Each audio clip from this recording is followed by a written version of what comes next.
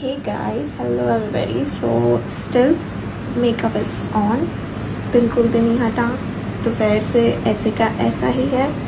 और मेरे बाल बल्कि देखो कितने मेसी हो गए हैं, लेकिन मेकअप इज स्टिल देयर।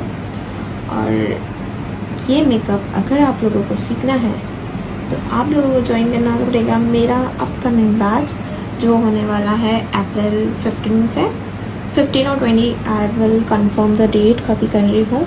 सो जिस किसी को भी बुक करना है अभी से जाकर मुझे डीएम करो या मैसेज करो और अपनी सीट्स रजिस्टर्ड करो, क्योंकि मैं बहुत लिमिटेड स्टूडेंट रहती हूँ, ज़्यादा नहीं रहती हूँ। So go and book your seats now.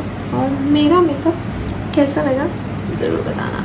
No filter, no Paris, no filter. Bye guys.